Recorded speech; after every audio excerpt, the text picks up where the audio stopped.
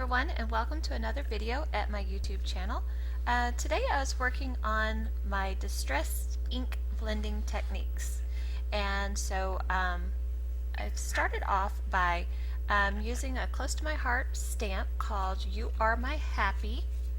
It's item number M1045, and I'm just stamping that in the middle of my sheet with some VersaMark ink, and I'm going to use some white embossing powder on it, and this is going to be the embossed resist technique with the distress ink. So and I am not super proficient at the distress inks. I'm getting better, but I just wanted to put together a video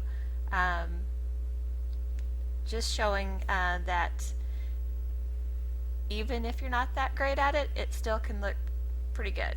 And the resist technique is a great way to really show off a sentiment and give a lot of visual interest to a card, with it still being flat and easy to mail, because you know, some of our cards we like to pop things up and put lots of embellishments on them, and they're really pretty, but then they cost a fortune to mail, so don't want to do that.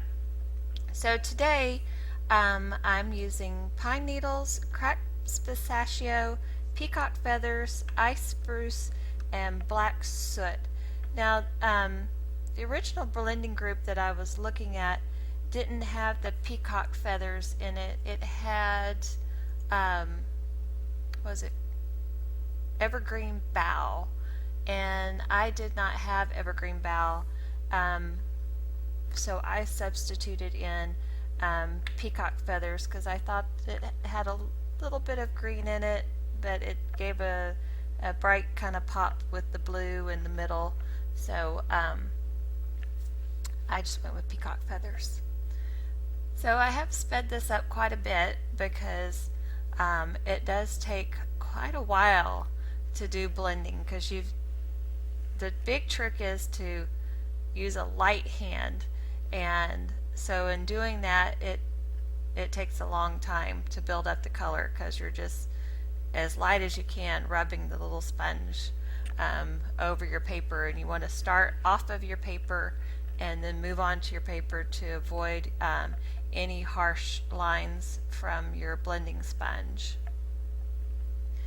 And so then with my next color, the cracked pistachio, you want to come in from the side and get it to blend evenly.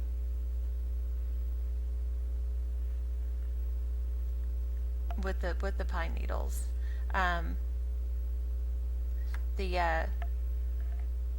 Then once you get your next color on, and then if you need a smoother blend, you go back in with the color before that, and that helps give it a more smooth blend. So I just keep working down my page, just lightly blending. You did see me come in the middle there, and instead of from the side, but I kind of started on the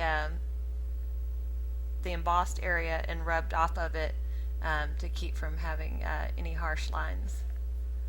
And also between each color, I always wipe off my mat and dry it.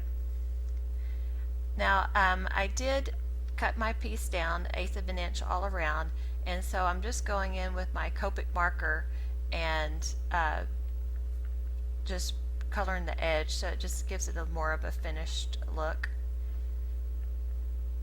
And then I had this striped paper from a Hot Buy paper pack that I got at a Michael's haul, and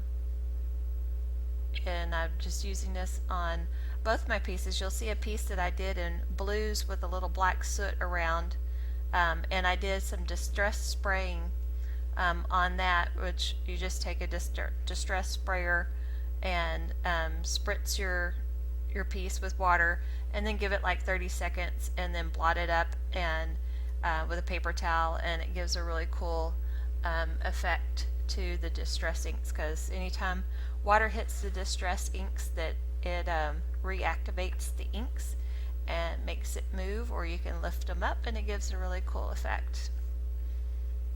And these are A2 size cards. I decided to go with a cream colored card base because the stripe paper wasn't exactly white, it was kind of a cream color, and so I just decided to do a cream colored card base to go with it.